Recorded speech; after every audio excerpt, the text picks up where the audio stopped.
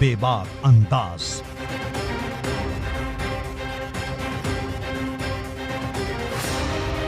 अब आपकी आवाज बेअसर न होगी।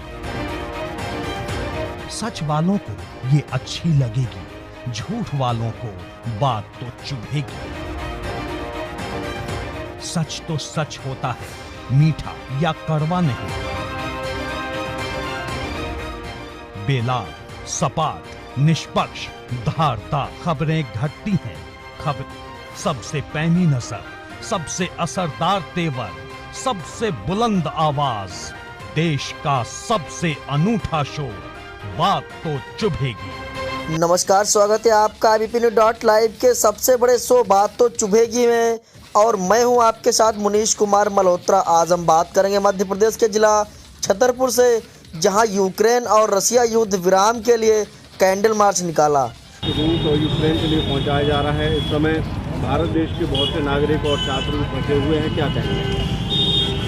हमारे प्रधानमंत्री जी माननीय मोदी जी इस प्रयास में लगे हुए हैं कि जो भारत के छात्र हमारे यूक्रेन में फंसे हुए हैं वो सुरक्षित शांतिपूर्ण तरीके से और शांति वार्ता के माध्यम से वो निकालने की कोशिश कर रहे हैं। अभी तक 16,000 के लगभग आ चुके हैं और 4600 करीब अभी बताया जा रहा है कि वो अभी फंसे हुए हैं। उनको निकालने के लिए, शांति सुरक्षा के लिए हम स्वतंत्रता संग्राम सेनानी गांधी वाली परिवार गांधी आश्रम से गांधी जी को याद करते हुए अहिंसा का पाठ पढ़ाते हुए और उनके यहाँ हमने सर्वधर्म प्रार्थना की।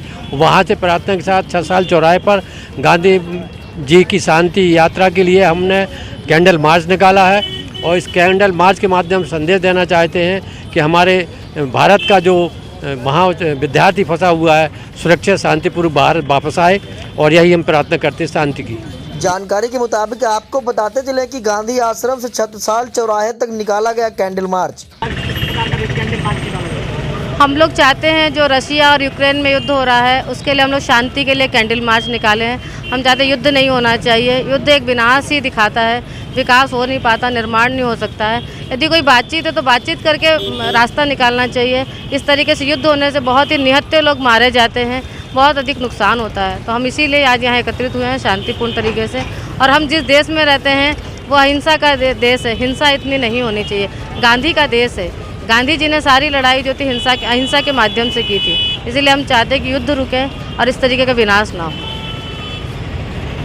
छतरपुर में आज देर शाम गांधी आश्रम छतरपुर में एक कैंडल मार्च निकाला गया, जिसमें विभिन्न कार्यकर्ताओं ने भाग लिया और छत्रसाल चौराहे पर आकर युद्ध में शहीद हुए लोगों के लिए श्रद्धांजलि अर्पित की।